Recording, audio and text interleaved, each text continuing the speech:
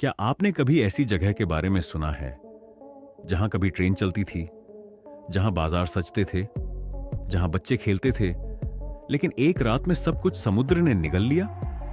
आज हम आपको लेकर चलेंगे भारत के सबसे रहस्यमय और डरावने कस्बों में से एक, धनुषकोडी, जिसे गोस्ट टाउन ऑफ इंडिया भी कहा जाता है। तमिलनाडु के आखिरी छोर पर बसा यह कस्बा आज सिर्फ खंडहरों, टूटी दीवारों और समुद्री लहरों की आवाजों में अपनी कहानी सुनाता है। धनुषकोडी तमिलनाडु राज्य में स्थित है और यह रामेश्वरम द्वीप के दक्षिण पूर्वी छोर पर बसा हुआ है। यह जगह इंडिया और श्रीलंका के बीच स्थित समुद्री क्षेत्र के पास है।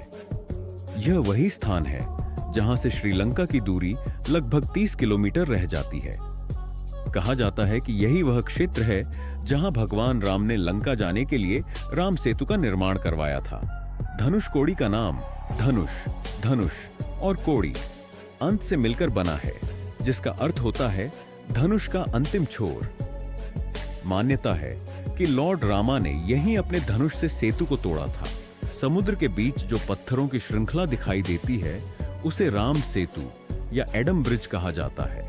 यह स्थान धार्मिक दृष्टि से भी अत्यंत महत्वपूर्ण है, क्योंकि यहाँ समुद्र स्नान को पवित्र माना जाता है।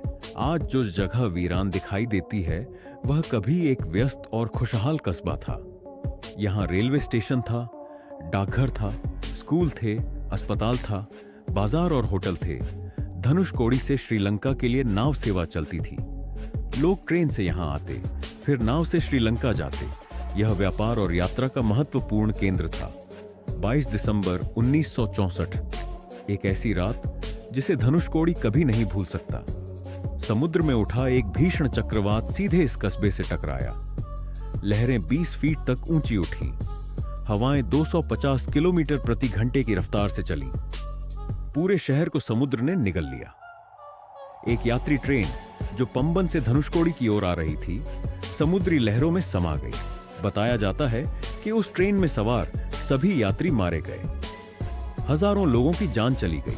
अगले दिन जब सूरज निकला तो पूरा शहर सिर्फ मलबे में बदल चुका था।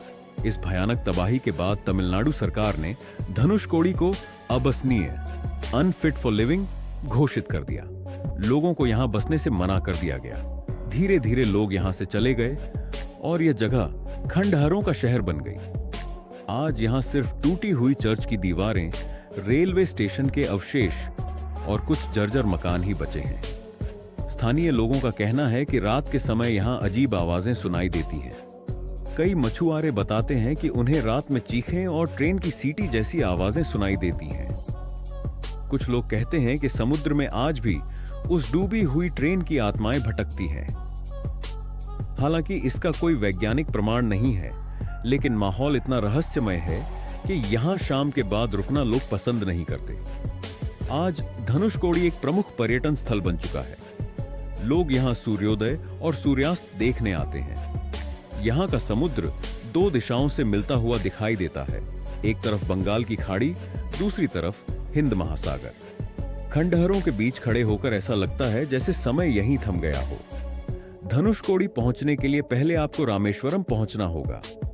वहां से सड़क मार्ग द्वारा लगभग 20 किलोमीटर की दूरी तय करके आप यहां पहुंच सकते हैं। सबसे नजदीकी रेलवे स्टेशन रामेश्वरम, सबसे नजदीकी एयरपोर्ट मदुरई।